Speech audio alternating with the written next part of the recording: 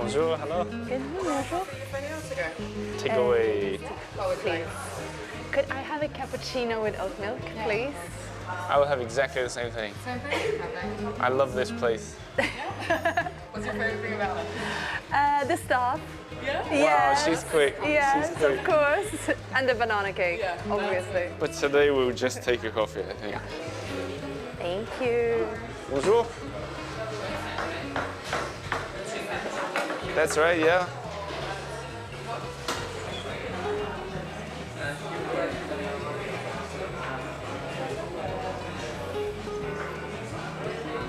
Studio, but we're experimenting with doing it as a video today. Merci beaucoup. Merci. We'll see if it works. Don't say cool hopefully. yet. We'll see. See ya. Bye. Thank you. Hello, everybody. My name is Oliver G. This is Lina and I. Hello. We're going to be talking to you on this episode of the Eiffel Tower about the Provence region of France, even though we're in Paris.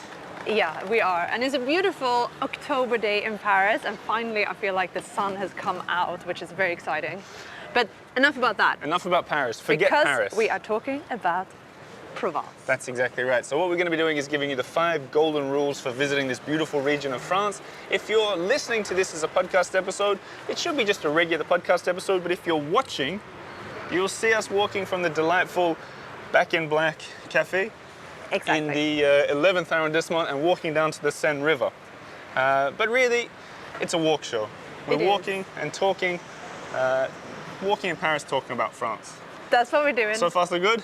I think so. This episode is brought to you by My Private Paris. They do walking tours, they do travel itineraries, they're a boutique travel agency. And at the end of this episode, you'll hear Marie Segura from My Private Paris talk about Notre Dame and when it's gonna reopen. So enough about Paris for now. Shall we switch to Provence? I think so. What I think really is important when talking about Provence is defining it. What is it? What is Provence to you? It's mystical. It's mystical. It's majestic. It's kind of... No, but really, what is it? Do you Okay, have something like geographically. actual tangible point? Sure, it's everything. I mean, south of France, basically. Yeah. It's everything east of Avignon over to Italy and down to the Riviera, basically. The tricky thing is that when you talk about the Riviera, when you talk about Nice and Marseille and stuff like that, it's not really, it's not really Provence. No. You wouldn't say I'm going down to Provence. And then you just I'm going end up swimming hanging in out in Nice. Monaco. Yeah, no. It's more, what comes to your mind when you say Provence? Well, for me, Provence is like, these lavender fields, it's olives, it's food, it's rolling hills, it's kind of, that's the vibe. Creatives, Yeah, a dim sort of exactly. muted light, Mysticism. and a windy mistral. Definitely windy. Exactly. Certainly this time of year. And practically it's getting there 3 hours south of Paris on the train. Yeah. You could fly down to Marseille or Nice as well. Or you could drive there in probably 6 hours. 5-6 hours, yeah. So now that we've got there, we're going to talk about our 5 golden rules of how to visit. And the first one that I've written down is to adjust your sense of time. And we don't necessarily mean like reset your clocks, which you could, I guess. But no, this is more like adjust to the local time, And this isn't just to be from Paris schedule. either. Yeah, exactly. Just take it easy. Talk about basically. more. What do you mean? Well, I feel like you have to adjust a lot of places, especially in the smaller villages. They close for lunch. Yeah. We went to Apt. Yeah. So the first place we can actually talk about, we went to Apt last week. APT, really beautiful, beautiful name even, but a beautiful little town. And what they had that was kind of weird was every single shop we saw closed.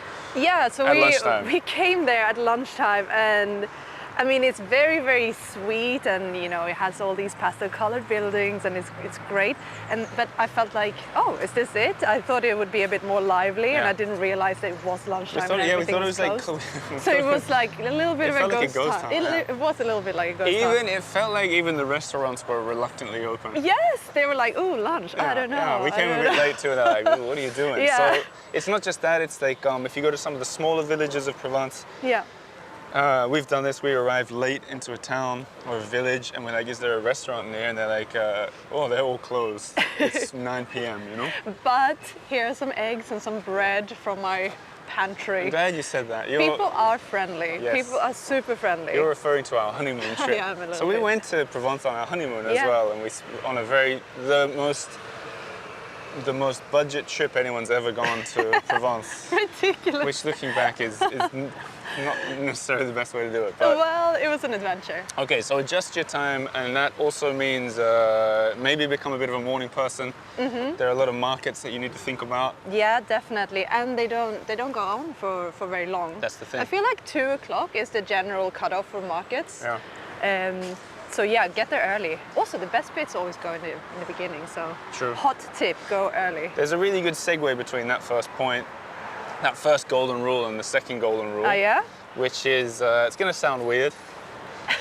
Bring a 50. Have a 50 in your pocket, In your glove. in your glove compartment.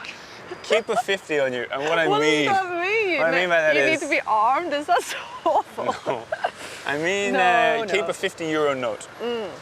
And I wish I'd heard this episode before I went down there, even the most recent time, Yeah. because cash is king. You definitely need cash. This is not Paris anymore, and we will touch on this point a few times, but especially, I feel like Paris has really kind of got modernized after COVID. A lot of Sure. card payments, Yeah. like card is accepted everywhere. There's no real minimum. It used to be or hard the to. minimum is very, very low. It used to be hard to buy a croissant in Paris with your card. Yeah. Now it would be very normal, I think. Yeah. But in the south, a couple of examples. Like I was gonna say bring cash, but then people were like, how much cash? I think 50, a 50, 50, you get two far. 20s and a 10 Yeah. as well. Yeah, you get it. A 50 could throw people a little bit. But what I'm saying is, we went to one, I'll give an example. I think you got an example too. We went to a pizza, I'm gonna call them out. Pizza restaurant in Ile-sur-le-Sorgue. And we sat down, they Yeah. didn't say anything was amiss. We sat down, ordered 2 pizzas and drinks, and then the bill came for, I don't know, 30, 40 euros. And they said, oh And they no, were so like, you can't pay "Ooh." with card. What are you doing? And I said, well, What are you doing? what do you want me to do? And they said, you No. got to go to an ATM. They said, you got to go to an ATM, you got to write a check, or you can make a bank transfer. That's what they said. That's what they transfer. said. And I was like, all right, well. Well, I won't be doing that, good sir. I said, But- I'll get some cash out, but I only brought Yeah. my phone with a contactless payment option. So Had to run home to I had the to go to home the to get a house. card, and then go to the ATM to get cash to pay for the pizzas. I mean, it does seem a bit medieval. Do you want to call out someone as well? I forgot. Who am I calling out? I don't remember what it was, but it was in Bouzigues. Oh yes. I was just gonna go. It was just a little tabac. So Bouzigues is a small sort of a resort town down towards the west coast of France. It's definitely Still Provence, I think. yeah. Yeah. Right on the edge. Right on the edge. You might get away with it. Yeah. But yeah, so it's definitely off season. I don't know if that's got anything to do with it, but I needed to buy a bottle of water, and I only had card, and I came to the cash point to pay, and he kind of grumpily pointed to a sign saying, carte bancaire minimum 16 euros. That's a record. I was like, no way. So yeah, there you go, 16 euros. So, I mean, you could say that the minimum you need isn't 50, but 16. yeah, But, sure. But it's true. It's not just for the shops that we mentioned, but it's also in the marketplaces. If you're Yeah, buying yeah, foods, yeah. antiques in some of those antique towns down there. And when I say antique towns, I mean the old Antique towns that towns. sell antiques. It's a double. I'm doing a double. Yeah, well, But good. Nice one. yeah, you got to bring 50, I think. I think so. Not necessarily the same in Paris anymore, I don't think. Not really, no. I think you can get away with just a mobile telephone. Speaking of mobile telephone, I'm going to look at mine because we got 3 more golden rules. Mm-hmm. Oh yeah, this one. Get wheels. Get wheels. You got to get wheels. Okay. This is the same. We did a similar episode about the Riviera, and it's kind of the same. It's similar, but also different. In the Riviera, I'm talking about like all the coastal towns. You need wheels because sometimes what looks like a little walk is actually a really long walk, but a short drive, and so on. Yeah, and a lot of the roads aren't actually super walkable. Exactly. But here it's a little bit different because in Provence, there are some places that are only accessible on wheels, I think. And I'm going to give a shout out to Bux. Bux. Buttes. I think it's nice that we give a few shout outs to some places that we actually Yeah, have been especially to. not these major ones. I like it. Yeah, Beyond Avignon. Yeah. That could be the subtitle for this Beyond episode. Avignon. Buttes. So this is one of the smallest towns that there is, villages, but it's like a mecca for rock climbing. And we were with Especially back in the 80s, apparently. Yeah. I think, According to you know what, an expert, probably, and the expert in this case is my own father. Yeah, but probably, you know what, I was looking into the history of Provence, and I read, this is as a little aside, but to put some sort of sense into how old it is. Sure. They found tools, like human-made tools, Yeah. from 1 million years ago. 1 million. 1.05 million is what it said, which sounds It's insane. hard to kind of get your Can't fathom head it. around that. But if you think about Buttes, where we went, there's a ancient wall of rock there in Buttes that people have been climbing on forever. And it's so impossible to reach on foot, I'd say. I mean, there are no signs. Even on there's bike, it would be yeah, pretty hard. It's impossible. Because it's like these long, winding, dangerous. I say dangerous because, especially if you're, like if you've got a rental car and you're not very used to it, there's only really room for one car down there. Yeah, but it was, talk about adventure, that really felt like a bit of an adventure. And I think, of course, places like that are far from the only little pearl of definitely. And now I just have to stress this. I mean, if you're looking for, cute little villages to go and visit and explore and have a bite to eat, Buttes is not for you because it's literally nothing. I think it's 3 houses. We passed it in a blink, but that's not, people go there for the rock climbing, I think. It's all about the rock climbing. Incidentally, I don't want to go too far into Buttes here, but even if you're not into rock climbing, it was a pretty fascinating little place with these like abandoned, It really was. seemingly fairly recently Yeah. totally abandoned buildings all over the place that I guess sort of hippies and rock climbers have taken over the past 30, 40 years. Anyhow, get wheels. It's good to be able to get through all the different towns at the same time because there's an awful lot to see. Let's get on to the last 2 or 3 points here. Sure. Here's an unusual one. Don't put Paris on a pedestal. Now, what do you mean by that? This is maybe the first time anyone suggested this for Provence, I think. I think when you come to the south of France, or when you come to France in general, I think a lot of people sort of conflate the idea of it's this one big country and Paris is part of it. I've said it before, Paris isn't France and France isn't Paris. Yeah, it's like its own little entity. Exactly. So we're walking past a tour boat here, I think. I think so. Should we jump on it? Maybe he's talking about Provence as well. Maybe. We'll ignore him for now. Sure. So Yes. people. Paris, pedestal. Yeah, and even so, we live in Paris. When we went down there a couple times, I was talking about Paris to shopkeepers or bartenders or whatever, Yeah. and it didn't hit. People Yeah, were it like, did I not don't care. resonate Why are you at talking all. about Paris? They're like, we avoid Paris. We want to live here. It's a whole different vibe around there. Now I'm going to go down some stairs. Okay. All right, let's see what we can do here. Now I sense we're going to pause. Can you bump her down? Maybe. No, we can do it. You good, or should This I? is where there will be a cut in the conversation, I think. Yeah. There we go. This is pretty good. Let's see if the. And just behind the metro station, 52 meters high, it is the column of July. And this column was erected in commemoration of the victims of two revolutions. This can be the bit where we have. It's nice ambiance. Yeah. So Alright, if you can hear the guy in the back back, if you can hear the guy in the background, it's one of the canal boats that goes all the way down the locks, which I did on a birthday once. It was really lovely. But back down to the south of France. Putting Paris on a pedestal is a mistake, and I think I did it a few times. Like, people talk to us and they say, "Where are you from?" People are so friendly, and I was like, "Oh, I'm Australian." And they go, "Oh, you speak great French." I go, "Oh, yeah, I live in Paris." And they go, They're "Oh, like, oh, ew. okay, well, I don't want anything to do with Paris." And I remember, I'm not exaggerating here, I remember when we were on our honeymoon going around the whole country, Yeah. it shocked me at first how much people didn't care for Paris. Yeah. And said, like, I have no intention of going there. Yeah, and you're I'd be like, don't you want why? to see the museums, for example? Oh, yeah, maybe once. And so I think sounds kind of weird to say, but as a sort of respect for the rest of the country, you don't need to, if you're a tourist, you don't need to say, Go oh, I on love about it down Paris." here. I've just spent 6 days in Paris. It was magical. Skip Paris. Don't put it on the pedestal. I don't mean skip it. Visit it by all means, but don't talk about Put that. Provence on a pedestal. Exactly. Talk about what you're gonna do. It's kind of like seize the day, you know. Seize the day. Yeah, enjoy where you are, live in the moment. Carpe blah, diem. Blah, blah. Carpe diem. I'm glad you brought that up. A little bit of Latin. Oh, really? Because I actually looked into. What's the segue? I don't know if I'm going to get it right, but the reason it's called Provence is because it was initially called something like Romanus Provincia, Really? because it was the first Roman province on this side of the Alps. I believe it. You got no choice. So there's the factor we didn't know we were getting. Yeah. I got more tips here. Okay. 2 more. 2 more. Think seasonal. Definitely. When I put the question to the Patreon members, I said, we're doing an episode about Provence. What do you want us to cover?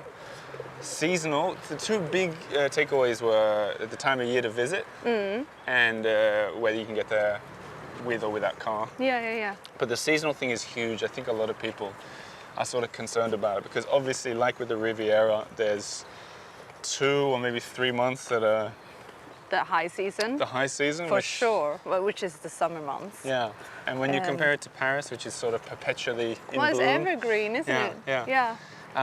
It can be a little bit scary. So let's talk through. We've gone there, I think, in every month of the year, it feels like. We were there just now in October, and We got extremely lucky, I feel. I jumped in the sea. Yeah.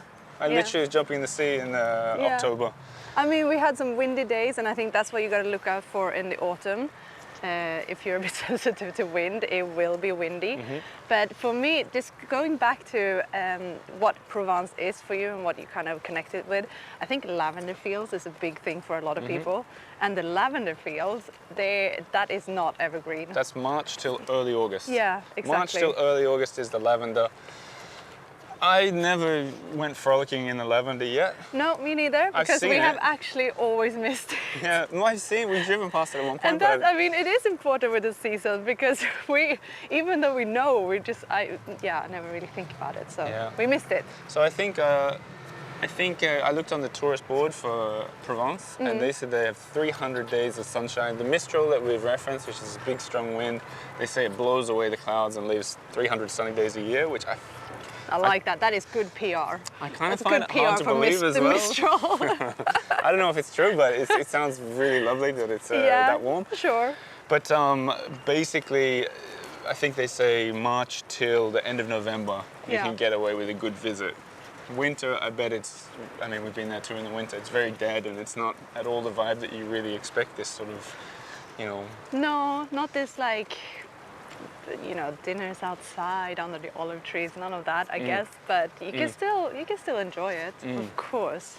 And a lot of people prefer the off season. I kind of do. Actually. I think I'm going to put you on the spot as well. Okay. I'm going to put myself on the spot. All right, go for it. If you had to go down there for 2 weeks, Yeah. any time of year, what would it be? End of September. Yeah. Last 2 weeks of September. Yeah. I think that is perfect when it's like after the rentrée, which is like back to school for all the kids, all the people start working. You have the juilletistes au... Haussien. Yep, that one. That's the... you're going to have to explain that. The explain it. juilletistes and the Haussien is a pretty... It's a wild French concept. It's a very French thing. In France, you're basically in one of 2 camps. You either take your summer holiday for the whole of July, making you a juilletiste, like a Julier. You can define yourself like this. I'm a Julier. I take July off and That's I go. who I am. Yeah, and usually you go somewhere else in France, or you're an Augusta, an Haussien. Impossible to pronounce. Haussien. And especially August in Paris, so dead. Yeah. Usually. Well, it's because everyone is up in the north or the south of France. So that's the other thing. You can time it if time is on your side, I guess. If you got a long holiday, you could time it so you come to Paris when it's empty and then go down to Provence after that, you said in September, to make sure that's empty as well.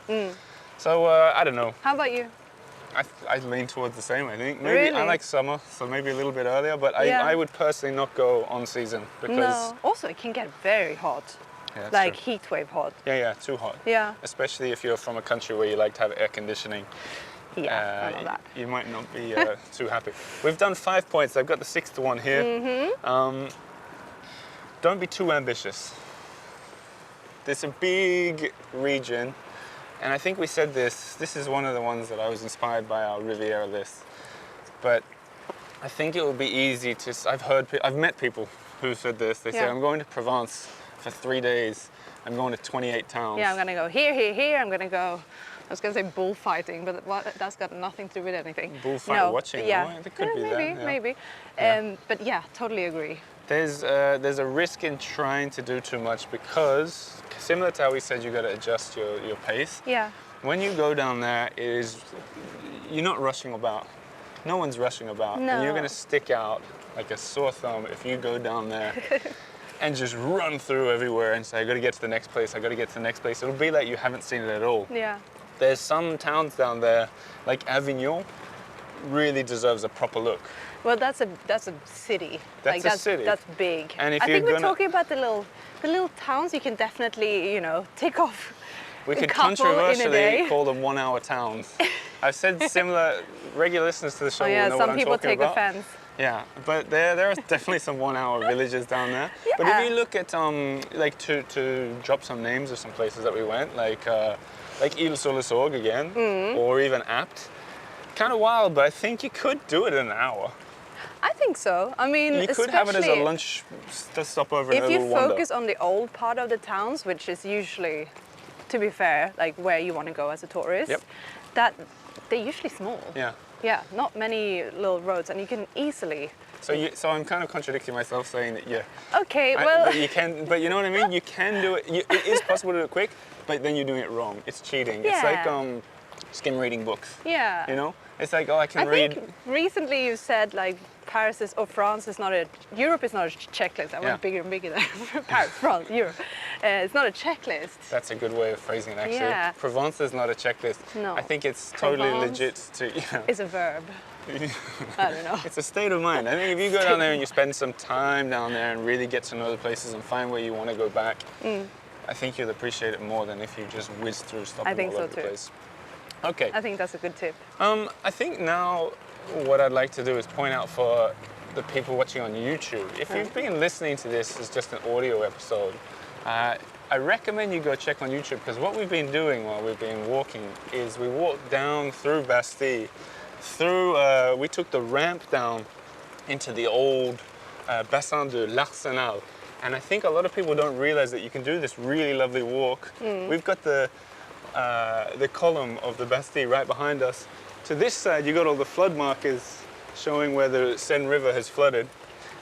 And then And it's a lot of them. our own video guy, who lives in Paris, told me he's never been to the bit we're about to cross. That's why I'm switching to visual for a second, because there's a little ramp going over the bassin, the water, Yeah. into a little tunnel that leads out to the Seine. So This feels is, like we're ducking into the underground here, or going in where we shouldn't be going, but I think totally still, fine, I totally think, legal. I think even if you're listening to this episode and not watching, I think it's worth me pointing out that it's 100% worth doing this walk, because I think it's one of the loveliest walks. Definitely one of the most underrated walks in Paris is coming Yeah. around the Bassin through this weird little tunnel that spits us out into the Seine. If you're listening to this episode, always worth checking out the YouTube channel, which we're really building up now, experimenting with bringing the walk shows back. If you are just listening and you're thinking of Provence, you're dreaming of Provence, let me spell something out for you. I think it is totally worth adding a week of your itinerary in France to Definitely. Provence. I think it's very overlooked. I also sense it's kind of getting even more popular lately. I think so too. It's having a bit of a revival. My anecdotal evidence is suggesting to me that people are going to start going down there an awful lot more. Very exciting. But they were our 5 or maybe 6 golden rules for visiting Provence. Yeah. Are there places that you still haven't gone that you want to go down there?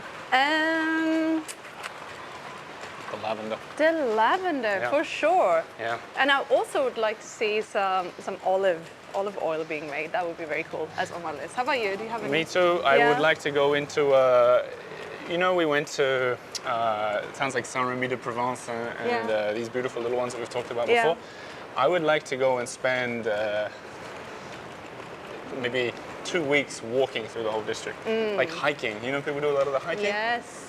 Something that That's we've a never really done. good. Oh, another thing. I'd like to paint.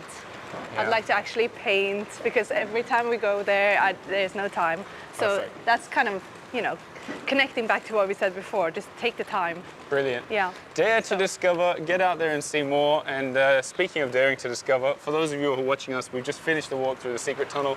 We're out at the Seine River.